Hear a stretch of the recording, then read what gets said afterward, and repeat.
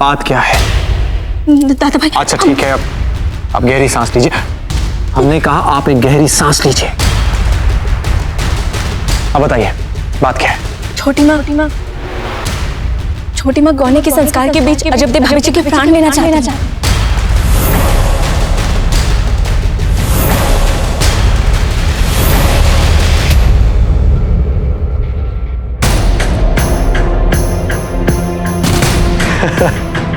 लगता है आप अपना मानसिक संतुलन खो बैठी। अरे भला छोटी माँ अजबदे के प्राण क्यों लेगी? साक्ष्य है हमारे पास, वो साक्ष्य है। मानकवर, लगता है आप गुप्तचरी की रोमांचक कथाएं बहुत पढ़ने लगी। उन्हीं का विपरीत प्रभाव पड़ रहा है आप पर। सच कह रहे विश्वास। क्या विश्वास कर ले मान? बताइए हमें। आपकी बेस पैर की बातों को सुनकर अपनी छोटी माँ पर अविश्वास कर ले। दादा भाई, जिन्हें हमने मन से मां माना है। आप चाहती हैं हम उन्हें हत्यारन मान लें, जो हमें और अजबदे से बहुत स्नेह करती है। छोटी माँ कहाँ मारना चाहती है अजबदे भाभी जी को? उन्हें विवश किया जा रहा है, उन्हें केवल साधन मात्र बनाया जा रहा है इस षड्यंत्र के लिए। वास्तविकता में इस योजना के पीछे तो बताइए कौन है इस षड्यंत्र के पीछे? बताइए मानकवर, हमने कहा बताइए।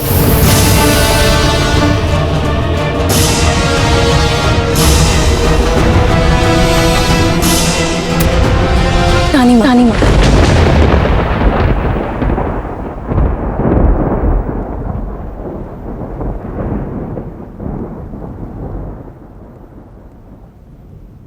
क्या? हाँ दादा भाई, वही है इस सब के पीछे। वही हर प्रकार से आपका अहित चाहती है। वही चाहती है छोटी माँ अजबदे भाभी जी के प्राण ले ले।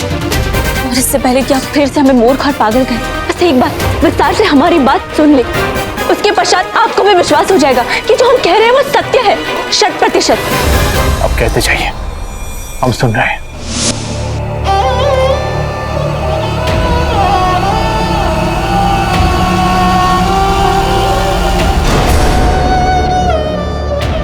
जयवंत बाई को अपने महल से बाहर निकालकर एक पाप तो कर ही चुकी हैं आप।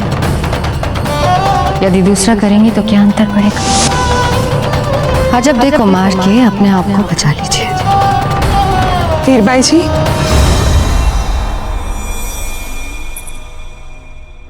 क्षमा चाहते हैं आपसे।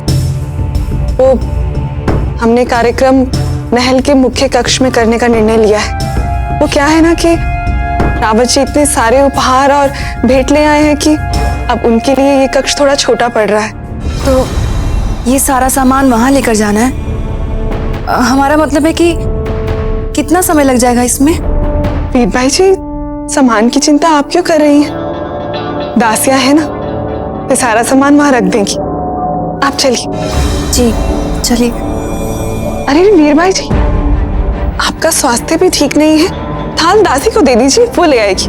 चलिए। जी नहीं, ये थाल हम स्वयं लेके जाएंगे। इसमें हमारी भिंडी के लिए विशेष लड्डू है ना, हम मतलब दासियों के हाथ कैसे दे सकते हैं? चलिए। ठीक है, चलिए।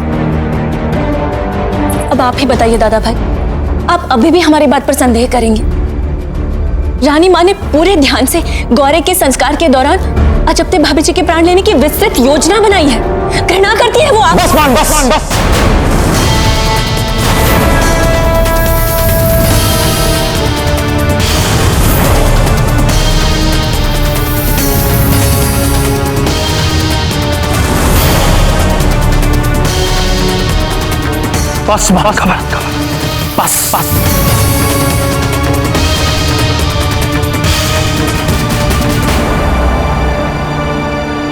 हम आपको एक कहानी सुनाते हैं। एक ऐसी कहानी जो हमने बचपन में सुनी थी और जो हमें आज तक याद है। दादा भाई, हम यहाँ आपको रानी माँ का षड्यंत्र बता रहे हैं कि कैसे उन्होंने अजबदे भाभी जी के प्राण लेने की योजना बनाई है।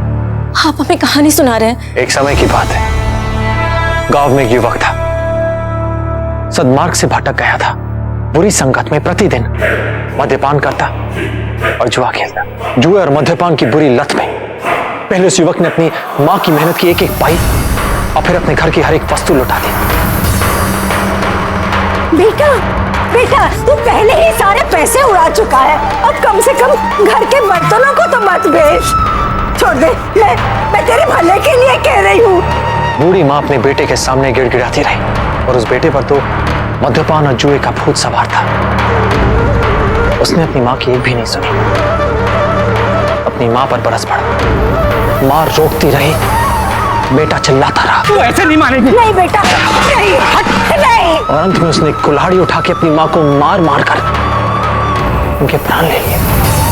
और फिर उस दुष्ट बेटे ने अपनी माँ के छोटे छोटे टुकड़े किए उसी कुल्हाड़ी से, फिर उसे टोकरी में डाल सर पे रख लोगों से अपनी माँ की हत्या को छिपाने के लिए वो जंगल में चल पड़ा। बहुत घबरा कर वो इधर उधर देख रहा था कि अचानक माँ के पत्थर से उसे ठोकर लगी।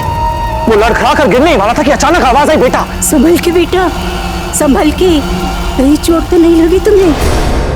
ये होती है माँ जो अपने दुष्ट बेटे के हाथों कटने के बाद भी जब बेटे को साधारण ठोकर लगती है ना तो स्नेह और चिंता से सिहर उठती है। वो होती है माँ। हम ये कैसे सोच लें कि रानी माँ हमारे और हमारी पत्नी के बारे में अहित सोचती है। हम ये क्यों ना सोच लें कि ये सब जो आप कह रहे हैं ये संपूर्ण बातें आपकी एक दिवा स्वप्न, कल्पना भरी है। हम ये क्यों नहीं सोच सकते? बताइए, उत्तर है आपके पास। दादा भाई, आप अत्यंत भले और अच्छे इंसान हैं, इसलिए जीवन में भी केवल भली कथाओं के मूल्यों को देखते हैं।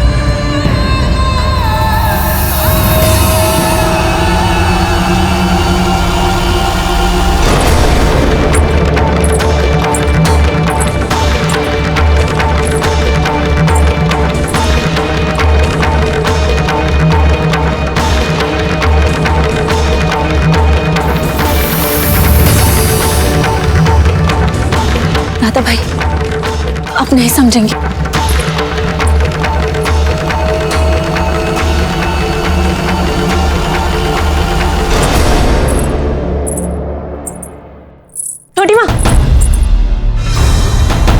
छोटी माँ, ये थाल हमें दे दीजिए ना, काफी भारी है, आपको समस्या हो रही होगी ना, हमें दे दीजिए। नहीं मान, हमें कोई समस्या नहीं हो रही। छोटी माँ, मान, रहने दीजिए ना। हीरबाई जी अपनी बीदनी के हर कार्य अपने हाथों से करना चाहती हैं। लगता है अजब को अपने घर ले जाने की बहुत उमंग है इनके मन में। फिर हम इन्हें क्यों छेड़े? ठीक है ना? उमंग तो सच में बहुत है हमारे मन में अजब को लाने की। उमंग सिर्फ आप ही को है क्या छोटी माँ?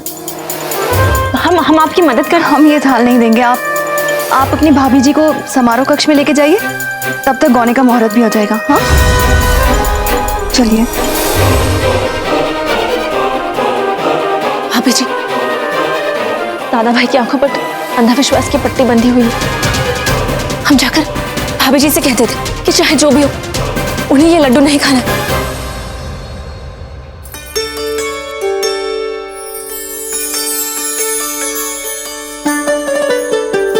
कैसे लग रहे हैं हम?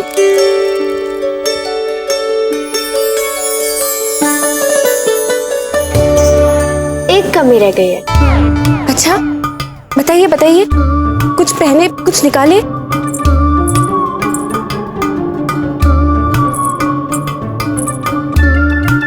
ये काजल टीका, अब हमारी सुंदर सुंदर भाभी को किसी की नजर नहीं लगेगी।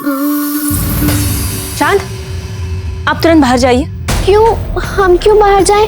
भाभी जी को गौने के लिए तो हम ही लेकर जाएंगे ना मुख्य कक्ष तक। चांद, हमें भाभी जी से कुछ बात करनी है। नहीं नहीं, हम नहीं जाएंगे भाभी जी को छोड़ के।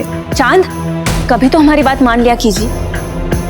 चांद, आप बाहर जाकर हमारी चुनरी से मेल खाते पुष्प ले आएंगी, अच्छे लगेंगे ना हमारे वस्त्र के साथ। हाँ हाँ, हम अभी जाते हैं। क्या बात है? बहुत महत्वपूर्ण बात है भाभी जी, हमने दादा भाई से भी कहा, किंतु वे हमारी बात माने नहीं और आगे अपनी पत्नी के कक्ष में उनसे बात करने। दादा भाई, कहने दीजिए ना हमें। जो कहना है हम कहेंगे। आपकी अनुमति हो तो हम कुछ देर इनसे बात कर सकते हैं एकांत में।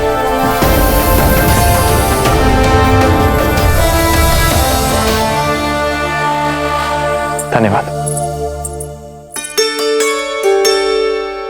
क्या बात करना चाहते हैं आप हमसे एकांत में? नहीं नहीं, ऐसी कोई बात नहीं, हम तो बस यूं ही। कैसे लग रहे हैं आप? अब हमसे पूछ रही हैं, हमें क्या पता सौंदर्य के बारे में? ये आप ही ने कहा ना हमसे। ना, हमने तो ऐसा नहीं कहा। अर्थात आप हमारी स्मृति पे प्रश्न चिन्ह लगा रही हैं या फिर हमारे सत्य बोलने पे? नहीं नहीं, हमने ये कहा था कि आपके लिए आंतरिक सौंदर्य ही असली सौंदर्य है। फिर तो कोई समस्या ही नहीं है, बाहरी सौंदर्य के बारे में बात ही नहीं करनी चाहिए। अब हमें भी तैयार होना है, चलते हैं। और हम जो आपके लिए तैयार हुए हैं वो?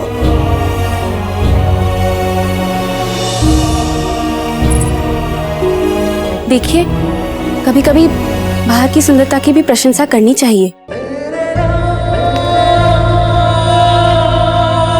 वैसे आप ठीक लग रही हैं, परंतु आपने हमें आग भरकर देखा भी नहीं। मैं हूँ सागर, तुम हो किनारा, अजर अमर है प्रेम हमारा। हो मान तुम्हारा मैं ना तोड़ू, पाऊँ तुम्हें तो जग में छोड़ू। मैं ही तो हूँ, बस मैं ही तो हूँ, मैं ही तो हूँ, मैं ही तो हूँ, पास तुम्हारे मैं ही तो हूँ, साथ तुम्हारे मैं ही तो हूँ। आस में मैं और सांस में मैं, विश्वास में मैं ही हूँ। कहते हैं जो बहुत सुंदर हो और हम उन्हें जी भर के देखें तो उन्हें नजर लग जाती है, इसलिए आपको नहीं देख रहे। हमने हमेशा यही प्रार्थना की है कि आपकी नजर सदा हम पर बनी रहे। अब जाइए, शीघ्र तैयार होकर हमें अपने घर ले चलिए। अवश्य, चलते हैं।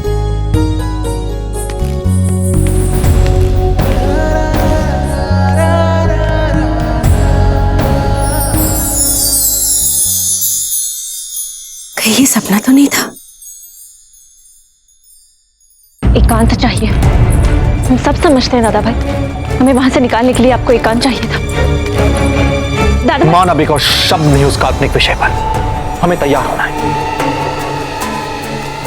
दादा भाई, हम जानते बूझते आपको इतना बड़ा संकट मोह लेने नहीं दे। देखिए मान कंवर, हमारी बात ध्यान से सुनिए आप।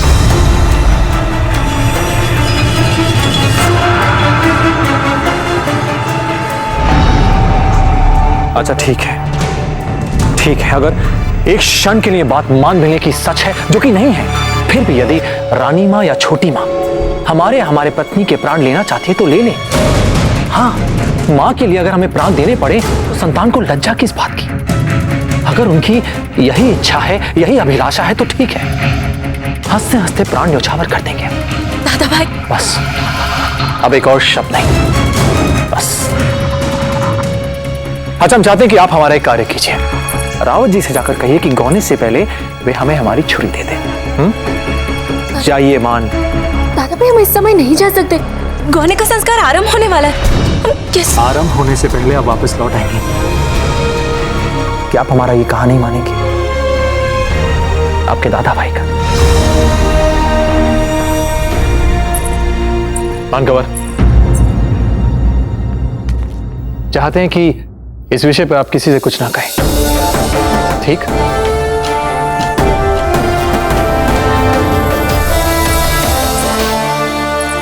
स्वस्ति न इंदो विदसवा, स्वस्ति न पूषा विश्ववेदा, स्वस्ति न ताक्षर्यो अरिष्टनेमि, स्वस्ति न बृहस्पतिर्दधात्।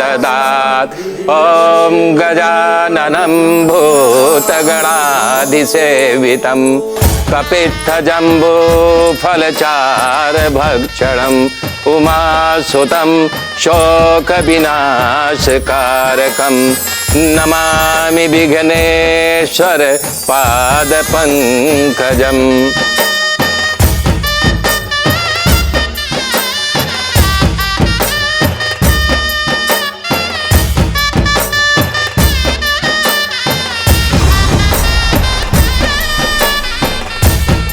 विशेष प्रसाद की मिठाई का थाल भी यहाँ रखवा दीजिए।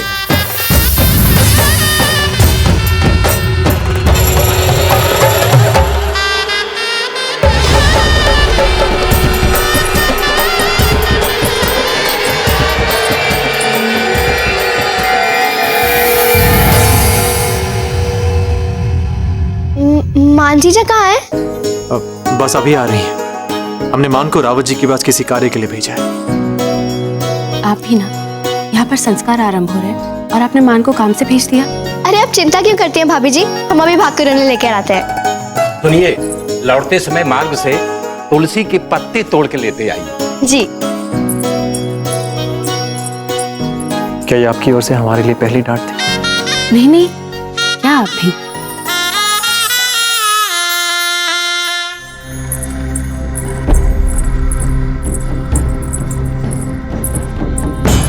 रावत जी कहाँ मिलेंगे? वो तो शस्त्र अभ्यास प्रांगण में है, आगे से आए। हाँ पत्ता, आपने तो काया ही पलट कर रख दी है बिजोलिया की इस सेना की। इसका श्रेय तो कुंवर प्रताप को जाता है रावत जी। रावत जी, हम खड़े। दादा भाई ने कहा है गौने के संस्कार के लिए उन्हें आपसे छुरी चाहिए। किंतु वो छुरी तो हम उन्हें पहले ही दे चुके हैं। क्या? हाँ? इसका अर्थ हुआ दादा भाई ने वहां से भी हटाने के लिए हमें यहाँ भेजा है, जानबूझकर। जीजा, आप यहाँ क्या कर रही हैं? वहाँ गाने की रस्म आरंभ हो गई है। रस्म शुरू हो गई? चलो। मान जीजा रुकिए, हमें तुलसी के पत्ते लेते हुए जाना है। अब हम यहाँ एक पल भी नहीं रुक सकते। अरे पर 2 पल ही तो लगेंगे। अगर हम वहाँ इस समय नहीं पहुंचे तो अनर्थ हो जाएगा। ये मान जीजा भी ना, चलो हम मिले आते हैं।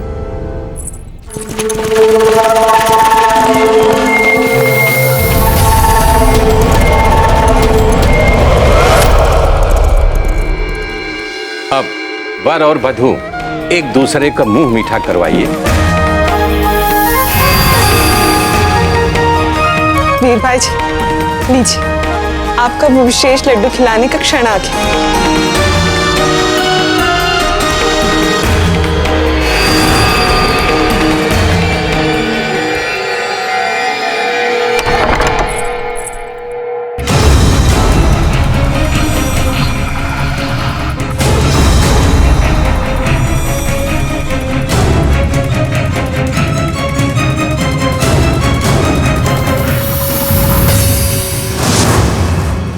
इतना सोच क्या रही है वीर भाई जी? इससे अच्छी बात और क्या हो सकती है कि स्वयं कुंवर प्रताप ये विषाक्त मिठाई अचकते को खिलाए। दीजिए, कुंवर प्रताप को ये लड्डू दीजिए।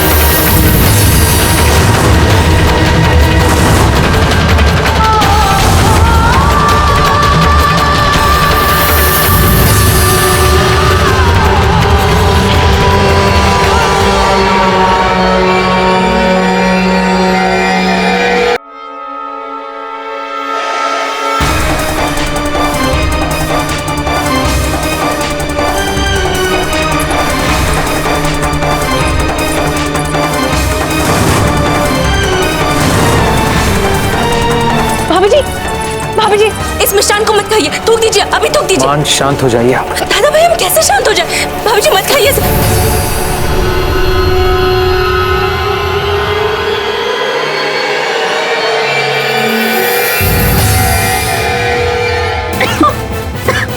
अरे आप सब लोग ऐसे खड़े क्यों? जाइए, कोई कुछ कीजिए। जान, कोई जाके जल ले आइए थोड़ा। दादा भाई जल से कुछ नहीं होगा, आप तो जानते हैं ना। वेदा जी को बुलवाना पड़ेगा। जाइए आप लोग, कोई वेदा जी को बुलवाइए। मान। भाभी जी आप ठीक है ना? माँ शांत हो जाइए, ऐसा कुछ भी नहीं हुआ है। कैसे शांत हो जाए छोटी माँ? ये सब आपके कारण हो रहा है। जाने अपने लड्डू में क्या मिला दिया? मान, चुप हो जाइए बस। अच्छा देख, आप गहरी सांस लीजिए, कुछ नहीं हुआ आपको, बस।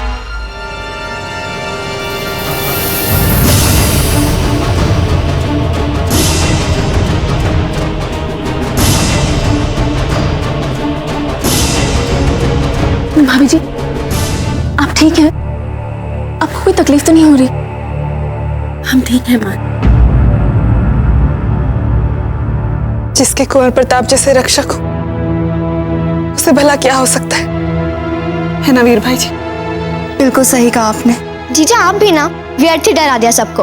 अब मांगी क्षमा छोटी माँ से, बिना बात उन पे क्रोध। वे तो चित्तौड़ से आए ही यहाँ हैं भाभी जी को लड्डू खिलाने। हाँ माँ, लड्डू स्वादिष्ट था, बल्कि अधिक स्वादिष्ट था। इसीलिए तो हम स्वयं पर संयम नहीं रख पाए और सबसे बड़ा कौर खा लिया, तो फंसना ही था गले में। मान, माँ चाहे छोटी हो या बड़ी, माँ माँ होती है। आपने बिल्कुल ठीक कहा कुंवर प्रताप। माएँ जब अपने बच्चों की नजर उतारती हैं तो उनकी सारी अलाबला अपने सर ले लेती हैं। हमने भी ऐसा ही किया होगा लड्डू बनाते समय। वो प्रसाद का लड्डू है, उससे केवल भला ही हो सकता है मान।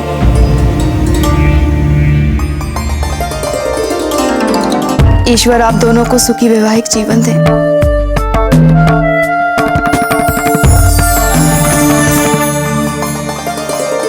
हमारी मान बहुत समझदार है, समझ गई होगी।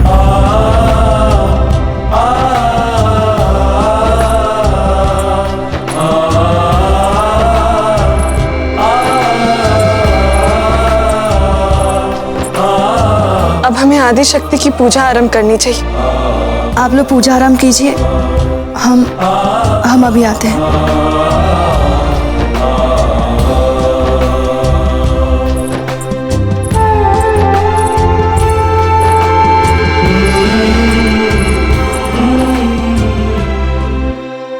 अगली बार चित्तौड़ के लड्डू देख लालच नहीं कीजिएगा।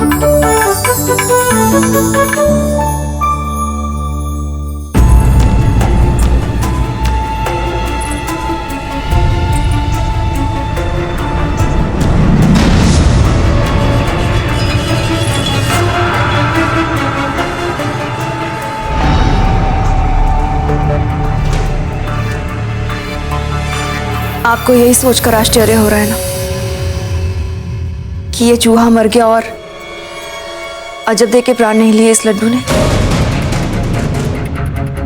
सच कहा आपने छोटी माँ, हमें भी इसी बात का आश्चर्य हो रहा है कि जिस विष ने इस चूहे के प्राण ले लिए, फिर उसने अजबदेव भाभी जी को कैसे छोड़ दिया?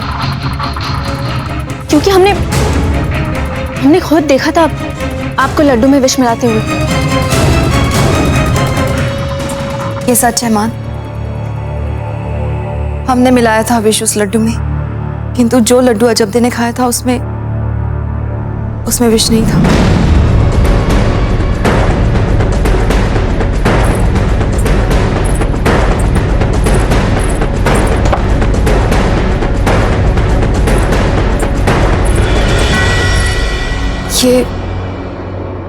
ये है वो लड्डू जिसमें विष है।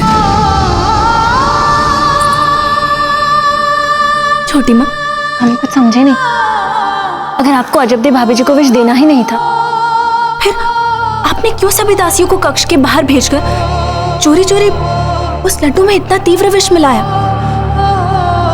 कुछ समय के लिए आपकी रानी माँ का भूत हम पर सवार हो गया था।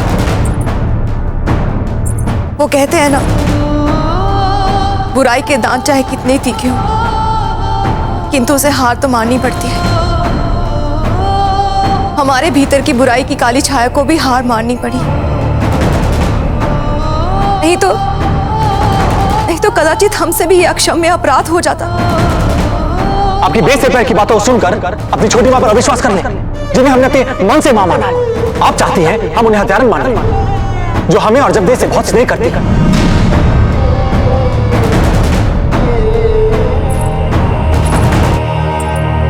छोटी माँ, हमें क्षमा कर दीजिए। हमारे अतिरिक्त सबने आप पर विश्वास किया, पता नहीं क्यों हम आपकी अच्छाई पर अविश्वास कर रहे थे। हमें क्षमा कर दीजिए। मान, आप क्यों क्षमा मांग रही हैं? आपने जो देखा, आपने जो सुना होगा, आप उसके पश्चात हम पर विश्वास कैसे कर सकती थी? हमारा तो स्वयं से ही विश्वास डगमगा गया था। किंतु उस पल बस एक ही बात ने हमारे भीतर की सभी निर्बलताओं को पराजित कर दिया। हमने सोचा कि हम जो ये पाप करने जा रहे हैं, इसका प्रभाव कुंवर प्रताप पे क्या पड़ेगा। और इस एक सोच ने सारी दुविधाओं, सारी कठिनाइयों, सारी निर्बलताओं को जैसे हरा दिया। और हमें समझ में आ गया कि हम क्या चाहते हैं। कुंवर प्रताप और अजब देव सुखी और मंगलमय जीवन व्यतीत करें। और भला हम क्या चाहेंगे मान?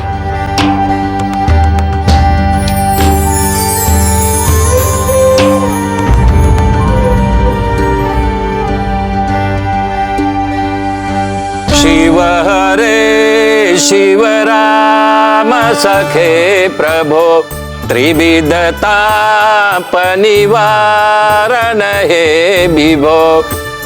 अब आप अपने दाहिने हाथ में इनका दाहिना हाथ रखिए।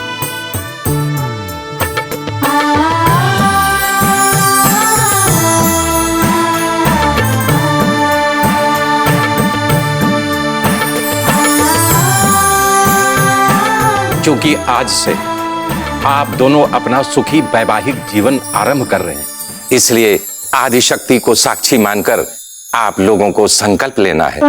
संकल्प लीजिए, कुल की वृद्धि में आप दोनों एक दूसरे का साथ देंगे। कुल की वृद्धि में एक दूसरे का साथ देंगे। संकल्प लीजिए, सुख समृद्धि में आप दोनों एक दूसरे का साथ देंगे। सुख समृद्धि में एक दूसरे का साथ देंगे। संकल्प कीजिए, एक दूसरे की सुरक्षा में एक दूसरे का साथ देंगे।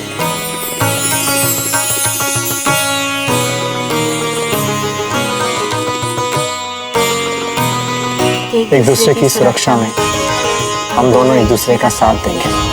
सुजन रंजन मंगल मंदिरम। रावत जी, आपके लिए राणा जी का संदेश है। इसे केवल आप ही के हाथ सौंपने का निर्देश मिला है।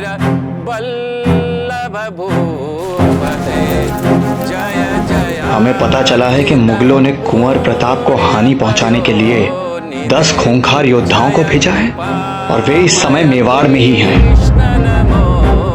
आप सतर्क रहिए और इस बात का ध्यान रखें कि ये बात कुंवर प्रताप को ना पता चले।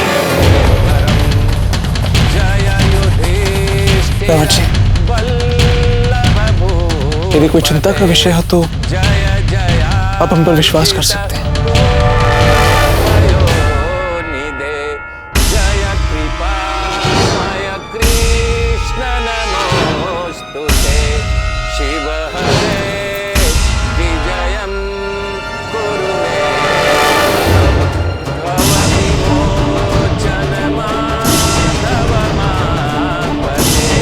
क्या?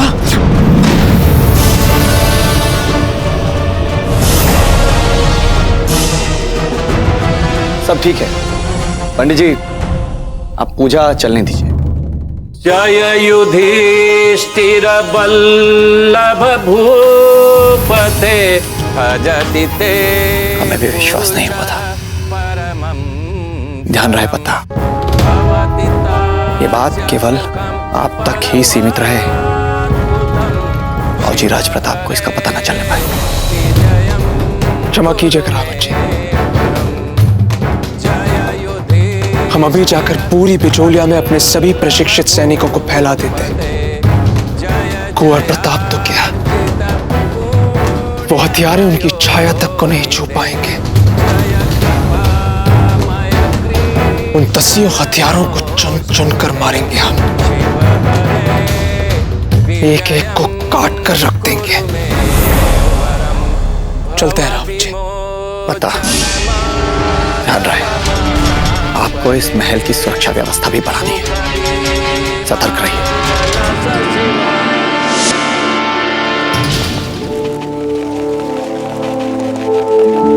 आज बाजार बंद क्यों है? कुंवर प्रताप और अजाबदे का आज गौना है, सब लोग वहीं पर गए होंगे।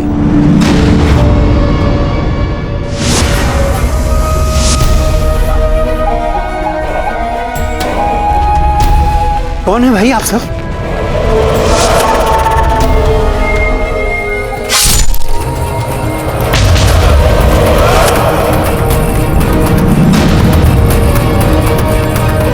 चलो। अब आप दोनों आदिशक्ति को प्रणाम कीजिए और फिर अपने बड़ों से आशीर्वाद लीजिए।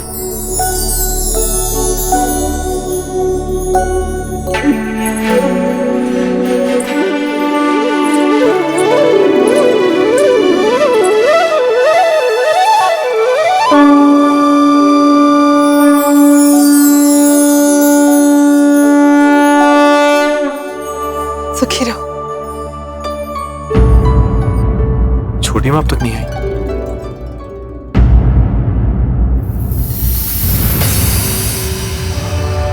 वीर भाई जी, हमारी पत्नी को इस महल से बाहर जाने के लिए विवश करने के पीछे आपके पास और कोई तर्क नहीं हो सकता। भूल गई आप? जब बात आपके मान सम्मान की थी तब हमने सब कुछ भूलकर आपकी मांग में सिंदूर भरा था। लोक लाज तक की हमने चिंता नहीं की थी। सभी की इच्छा के विरुद्ध चले गए थे हम, यहाँ तक कि अपनी प्रिय महारानी जयवंता बाई जी की इच्छा के विरुद्ध भी चले गए, ताकि आपके मान सम्मान, आपके गौरव हम सुरक्षित कर सके, उसकी रक्षा कर सके। और आपने क्या किया इसके बदले?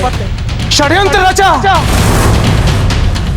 और उन्हीं को इस महल से बाहर निकाल दिया। जब कोई आपसे नहीं बात करना चाहता था तो वो जीजा ही थी जिन्होंने आपका साथ दिया था। आपने चित्तौड़ के समस्त राज परिवार के विश्वास को छला है वीर भाई जी। आपके लिए तो हम न्याय प्रक्रिया तक की प्रतीक्षा नहीं कर सकते। इसी समय आपको दंड दिया जाएगा।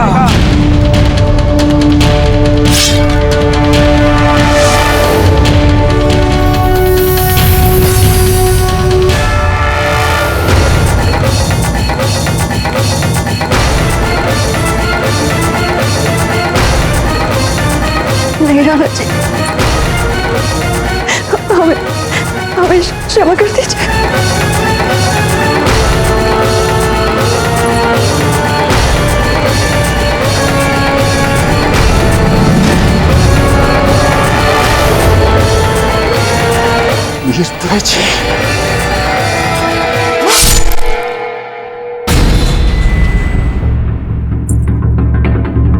ये जो आपने अभी देखा था वो आपका कोई सपना नहीं था वीर भाई जी। जैसे ही आप चित्तौड़ में प्रवेश करेंगी ना, यही होने वाला है आपके साथ। आपका ये सपना सच हो, इसके लिए हमें जो भी करना पड़ेगा हम करेंगे। और आप तो जानती हैं ना, हम जो कहते हैं वो करके छोड़ते हैं वीर भाई जी। इसलिए किसी भ्रम में मत रहिए और खा लीजिए इस विषाक्त लड्डू को। चुपचाप खा लीजिए वीर भाई जी, चुपचाप खा लीजिए, चुपचाप खा लीजिए वीर भाई जी।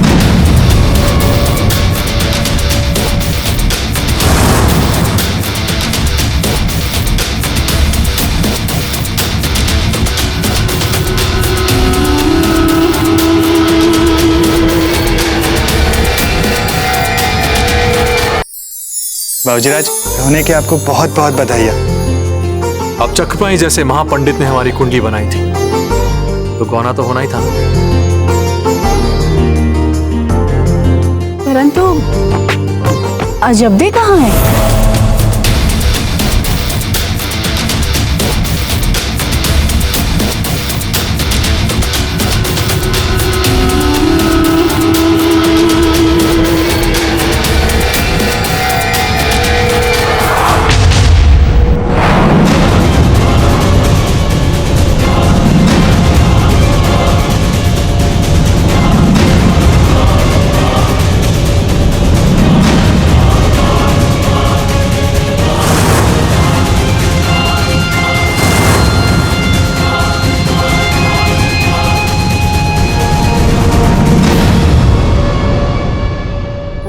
भाभी जी छोटी माँ को लेने गई, किंतु भविष्य में भी हमारे दादा भाई से ये प्रश्न पूछना व्यर्थ ही होगा, क्योंकि इन्हें कभी पता ही नहीं होगा भाभी जी कहाँ है।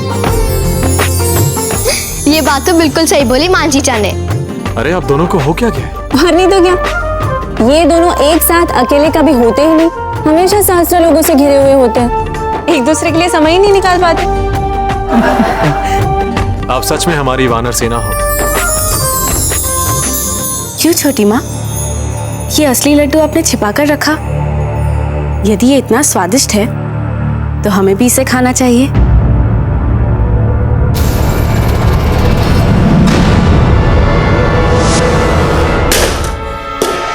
पागल हो गई आप इसे खाने जा रही थी? विषाक्त है ये, विष है इसमें। क्या? इस लड्डू में विष मिला है छोटी माँ? और नहीं तो क्या। आप जानती थी कि इस लड्डू में विष मिला है और आप इसी लड्डू को खा रही थी। क्यों छोटी माँ?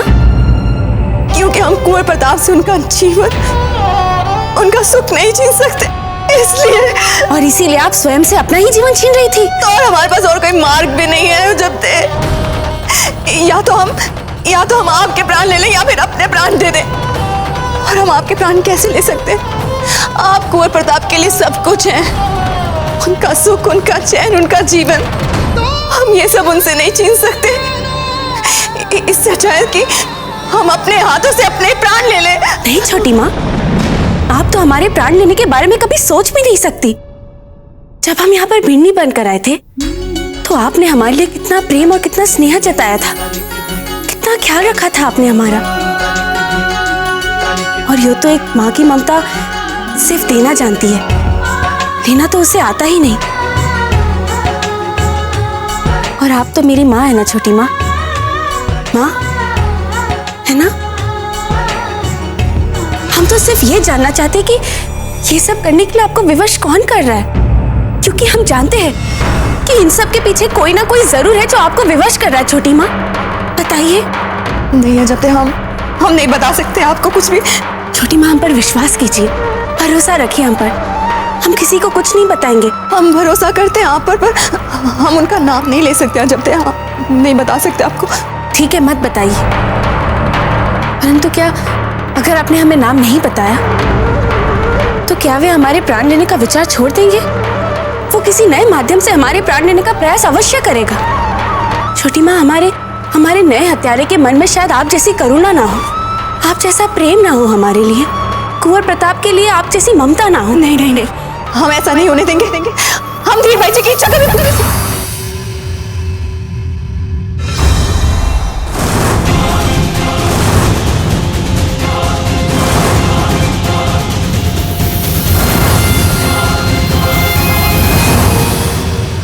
रानी माँ ने विवश किया था आपको?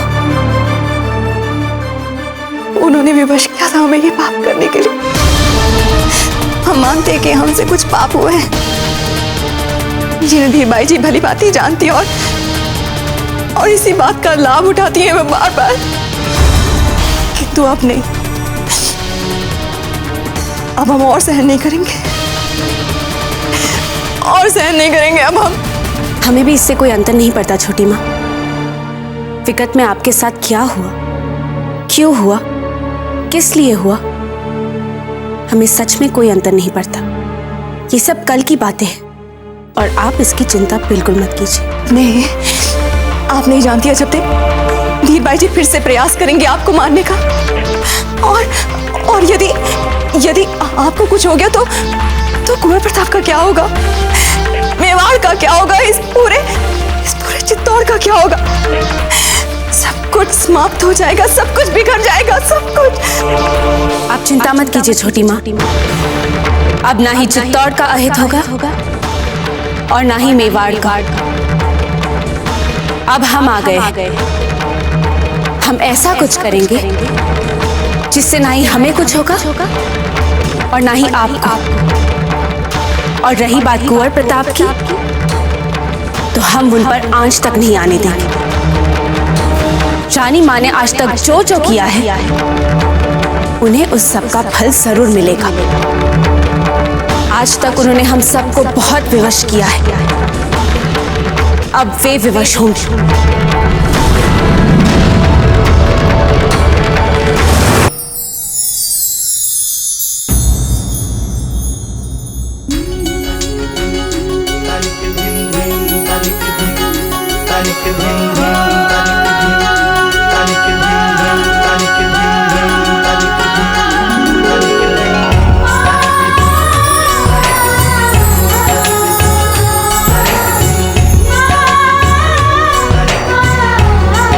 आयुष्मान भव। भगवान सदैव आप दोनों को सुखी रखे। अजब आप आइए हमारे साथ। क्या क्या सामान ले जाना है आपको चित्तौड़, हमें बता दीजिए, हम रखवा देते। हम भी चलते हैं आपके साथ, आपकी सहायता करने। हाँ, हम भी चलेंगे। चलिए हम भी आते हैं।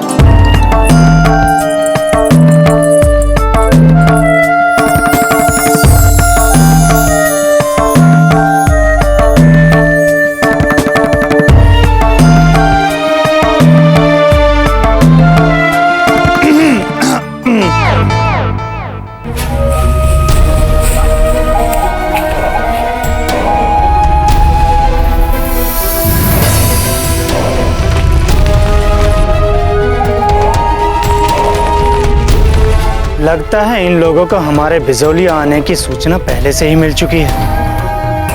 अब हमें अपना पहला मंसूबा तर्क कर दूसरा मंसूबा बनाना पड़ेगा, क्योंकि इस बड़ी हिफाजत को भेद कर नहीं पहुंच सकते हम प्रताप तक।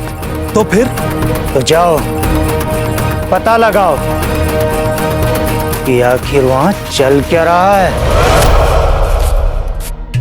फौजीराज, वैसे अभी अभी मन में एक विचार कौंधा है, क्यों ना आप और अजब देव भाई साहब बिजोले के हट मंडी होकर आए, इससे आप दोनों को एक साथ रहने का सुख भी मिल जाएगा।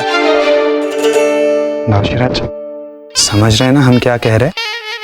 अब नवविवाहित को ऐसे ही अपने लिए समय चुराना पड़ता है, अब सभी को ऐसे ही करना पड़ता है। निश्चित रूप से यह विचार सौभाग्यवती का होना चाहिए। अब इससे अंतर क्या पड़ता है बाबूजीराज, ये बताइए विचार कैसा है? वैसे विचार बुरा नहीं है हाट मंडी जाने का। बाबूजीराज, आपको इसी समय चित्तौड़ के लिए निकलना होगा। अभी?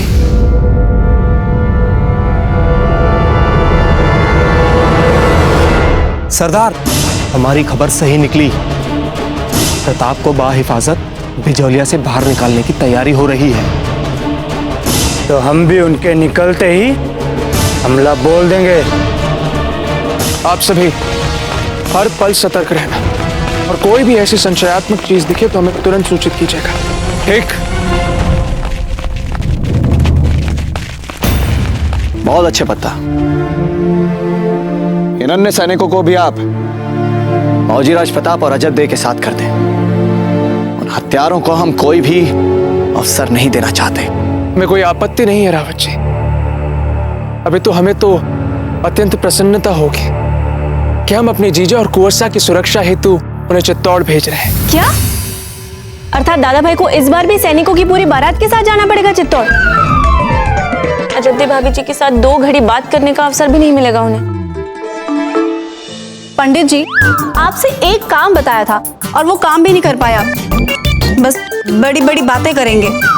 आप बिना बात हमें सबके सामने झिड़क देते हो। आपके कहते हमने बाबूजीराज से अवसर निकालकर बात की, उन्हें अपने गांव के हाट मेले में घूमने का सुझाव भी दिया और उन्हें हमारा सुझाव पसंद भी आया।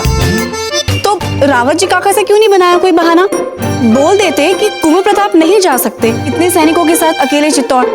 उन्हें कोई बहाना बनाकर भेज देते ना अकेले चित्तौड़। कह देते कि कुंवर प्रताप नहीं निकल पाएंगे, आप चले जाइए अकेले। आप ही चले जाइए, चुंडावत सरदार है वे, चुंडावत सरदार। राणा जी तक उनकी बात नहीं टाल सकते, हम कौन से खेत की मूली है? बात करती है। उचित कहा आपने। हमारे पास एक और कमाल की योजना है। हाँ बताइए। पंडित जी, अब इस नई वाली योजना में आप कुछ गड़बड़ मत कर देना। आप भी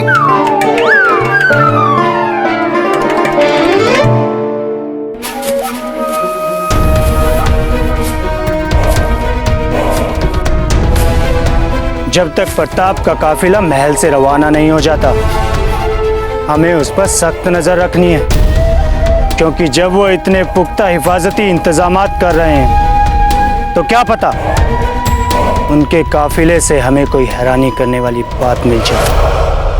क्या आप मेवाड़ के राजकुमार बनना चाहते हैं? भाऊजीराज, बस एक दिन के लिए इतनी सी अर्ज मान लीजिए ना, पंडित प्रसन्न हो जाएंगे। क्या आप मेवाड़ की कुंवर रानी बनना चाहती है? हाँ जब्दे, बस केवल एक दिन के लिए। आपको लगता है हम इस योग्य नहीं है ना? नहीं सौभाग्यवती, आप तो हमारी सबसे प्रिय सखी है ना। आपने हमारे हर दुख में हमारा साथ दिया है, तो फिर आप इतनी छोटी सी बात के लिए हमारी मित्रता पे प्रश्न चिन्ह तो मत लगाइए। तो बस ठीक है, आज से चित्तौड़ तक पहुंचने के लिए हम होंगी मेवाड़ की कुंवर रानी, ठीक है? बाबूजीराज, आप तो ऐसे घबरा गए जैसे हम आपसे मेवाड़ का राज सिंहासन मांग रहे हैं। मांग कर तो देखिए चक्रपाणी मिश्र, वो भी आपका हो जाएगा। नहीं बाबूजीराज, मतलब आप तो चलिए ठीक है, कोई बात नहीं, परंतु ये बात आप बाहर किसी से मत कहिएगा। चक्रपाणी मिश्र, आप हमारे सबसे प्रिय मित्र हैं, इसलिए हमने आपसे कहा, अन्यथा किसी और को तो हम मेवाड़ की धरती का एक कण भी नहीं देंगे। तो इसका अर्थ ये हुआ कि एक दिन के लिए हम राजकुमार की भूमिका निभा सकते हैं, ठीक? अवश्य। ये रहे आपके वस्त्र, इन्हें पहनेंगी आप। परंतु सौभाग्यवती, आप ये सब कर क्यों रही है? क्योंकि हम चाहते हैं आप और कुंवर प्रताप कम से कम कुछ समय इन सुरक्षा घेरों और सेवक सेविकाओं की भीड़ से अलग अकेले में व्यतीत करें, किसी भी साधारण विवाहित जोड़ी की भांति। और ये तभी संभव हो सकता है जब आप दोनों किसी साधारण नागरिक की भांति भेष बदल के बाहर निकलें, ताकि ना कोई आपको देख पाए, ना जान पाए और ना ही आप पर ध्यान दे पाए।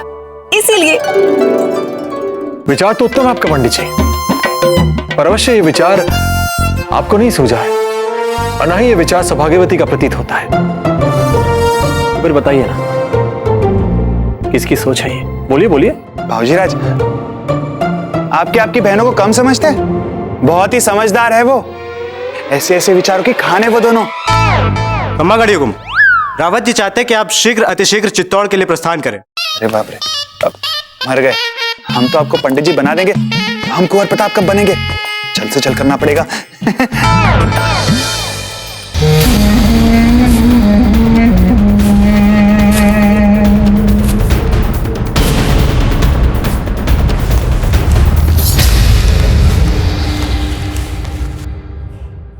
हमारी बहनें भी इतनी अधिक नटखट हो चुकी हैं, चित्तौड़ पहुंच के कान खींचने ही पड़ेंगे।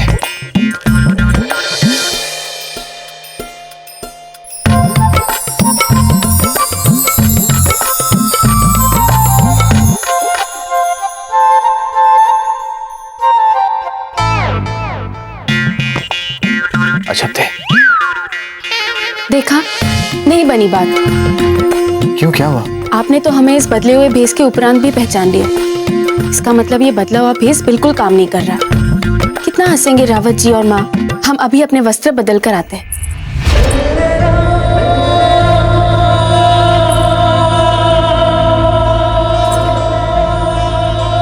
आपने भी तो हमें इस बदले भेष के उपरांत भी पहचान लिया ना। फिर आपको तो हम कभी भी पहचान सकते हैं, भले आप इतने भी भेष बदल ले। हम भी आपको कहीं भी पहचान सकते हैं, किसी भेष में, कभी भी।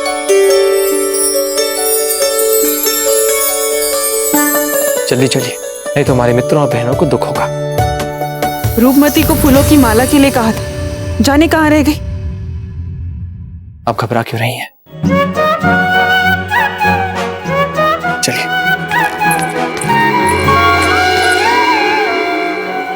अब कभी कभी इतना घबरा क्यों जाती हैं? आप है ना हमारी उत्कंठा को शांत करने के लिए। तुम ही तो हो, बस तुम ही तो हो। मैं ही तो हूँ, बस मैं ही तो हूँ, पास तुम्हारे मैं ही तो हूँ, साथ तुम्हारे मैं ही तो हूँ। देखो, अजब देखा कोई भी सामान छूटना नहीं चाहिए। सारा सामान ठीक से रखवा देना, समझ गई? चलिए। आप दोनों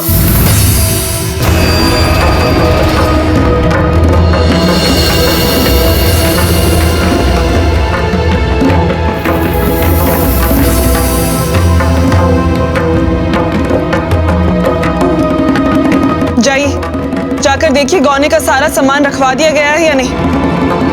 जी।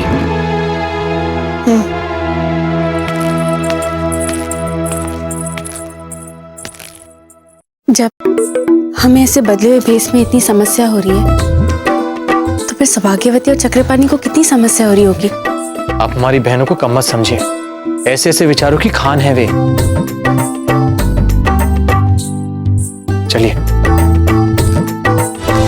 भाई जिलाल की जय, भाई जिलाल की जय, भाई जिलाल की जय, भाई जिलाल की जय, भाई जिलाल की जय, भाई जिलाल की जय, भाई जिलाल की अंबकड़ी, भाई जिलाल की जय, भाई जिलाल की जय, भाई जिलाल की जय, भाई जिलाल की जय, भाई जिलाल की जय, भाई जिलाल की जय, भाई जिलाल की जय, भाई जिलाल की जय, भाई जिलाल। केवल सिर हिलाने से काम नहीं चलेगा, खम्मा घड़ी का उत्तर देना पड़ेगा। खम्मा गनी घड़ी घड़ी खम्मा। चलो चेतक, बस केवल आज बिठा लो इन्हें अपनी पीठ पे, फिर कभी दादा भाई के अतिरिक्त किसी और को बिठाने के लिए नहीं बोलेंगे। मान जाइए चेतक, ये भी उनके ही मित्र हैं। चेतक मान जाइए। हाँ चेतक। चेतक मान जाइए। रावत जी पधार रहे हैं। हाँ। हे भगवान, इस अड़ियल चेतक के कारण पूरी योजना पे पानी फिर जाएगा। चल चेतक। जैसे ही हमारा काफिला चित्तौड़ की सीमा में प्रवेश करेगा, हम तत्काल अपने सैनिकों से कहकर चित्तौड़ की सीमाएं बंद करवा देंगे। और यदि उन हत्यारों ने फिर भी हमारी सेना में प्रवेश करने का दुस्साहस किया, वो एक लिंग जी की सौगंध हम उनके टुकड़े टुकड़े करके रख देंगे। चेतक तो दादा भाई के अतिरिक्त किसी को बैठने ही नहीं देगा अपनी पीठ पे, इसलिए ऐसा करते हैं, हम अश्व बदल देते हैं। हाँ वही करते हैं। आप वहां जाकर स्थिति संभालिए, हम दूसरे श्वेत अश्व का प्रबंध कर आपको मार्ग में मिलते हैं, ठीक है?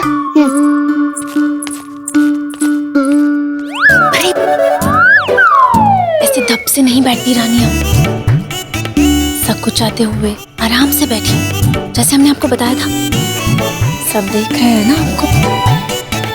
हे भगवान, प्रतिदिन ये सब कैसे करती हैं जब देख।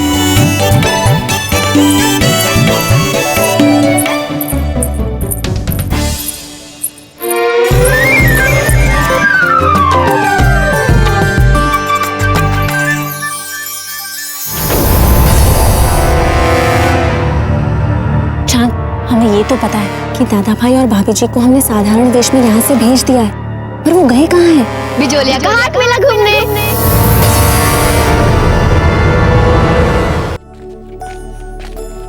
घबराइए मत, यहाँ कोई नहीं बचाएगा आपको। अरे ये बात तो हम जानते हैं ना, तो क्या हम थोड़ा सा भी ना घबराए, जरा भी ध्यान ना रखें?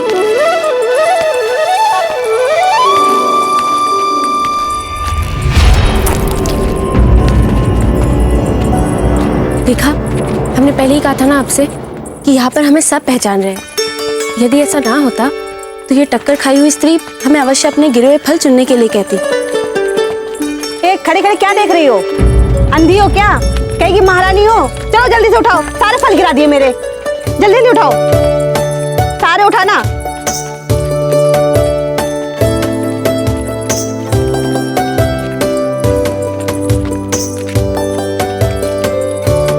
पंडित जी जरा चूड़ियां दिलवा देंगे हमें, बहुत अच्छी अच्छी चूड़ियां मिल रही है यहाँ पर। चूड़ियां क्या, आप कहें तो सारा हाट मेला खरीदते। भूलिए मत कि आप एक साधारण ब्राह्मण हैं, कहीं के राजकुमार नहीं। हाट मेला कैसे खरीदेंगे आप, परंतु हाँ चूड़ियां अवश्य दिला सकते हैं। आइए। खबर पुख्ता है? हाँ सरदार, मैंने अपने कानों से सुना है कि वो दोनों पंडित के भेष में गांव के बाजार में गए हैं और उनकी जगह कोई और गया है चित्तौड़ काफिले में। तो फिर फौरन गांव के बाजार में चलकर अपने दुश्मन का काम तमाम करते हैं।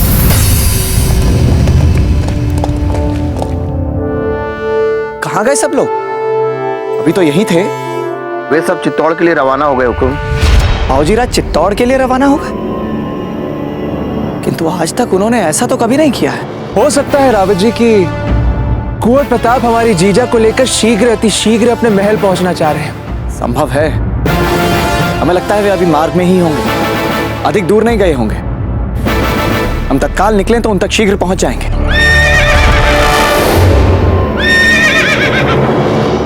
चेतक के हिनहिनाने की आवाज, बाबूजी बिना चेतक के गए हैं, ये कैसे संभव है? आइए देखें शीघ्र।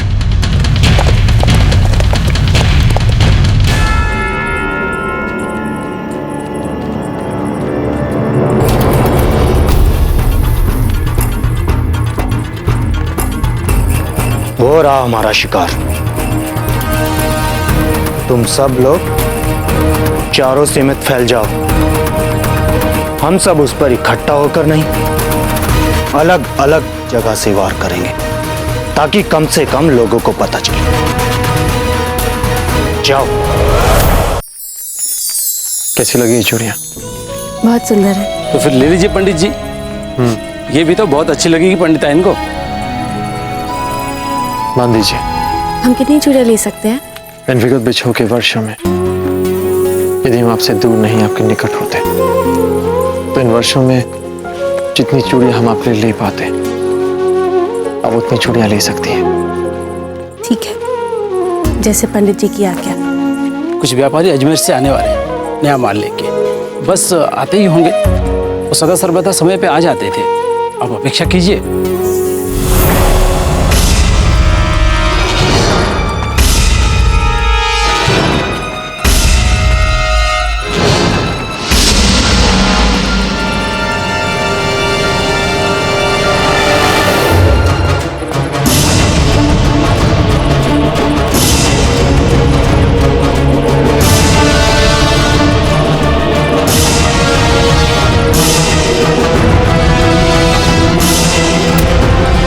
कितने व्यापारी आने वाले हैं अजमेर से? लगभग 10। क्यों, क्या हुआ?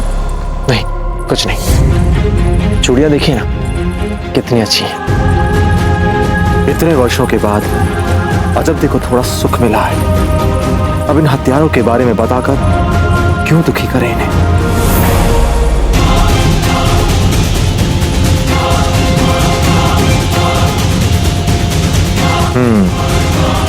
तो तुम में से 9 तो हमें दिख चुके हैं।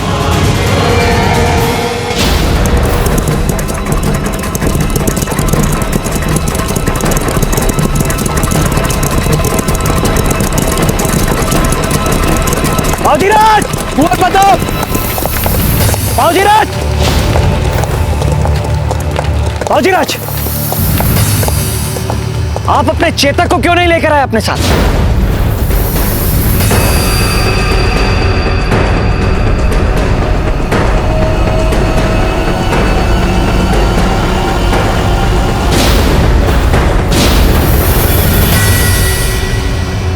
चक्रपाणी,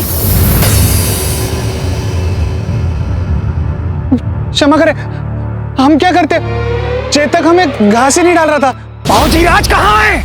बाबूजीराज अजबदेव भाई साहब के साथ हाथ मिला गए बिजोलिया, और इसीलिए हम उनका वेश धारण करके यहाँ बैठे हैं।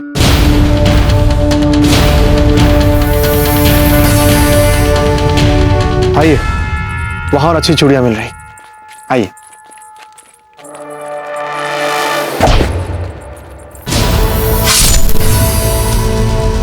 क्या हुआ? कुछ नहीं, लगता है ये चूड़ियां खरीदने आए हैं। इनका स्वाद भी कुछ ठीक नहीं लग रहा हमें। इनको वैद्य जी की आवश्यकता है। हाँ, हम इन्हें वैद्य जी के पास ले जाते हैं। ले जाइए।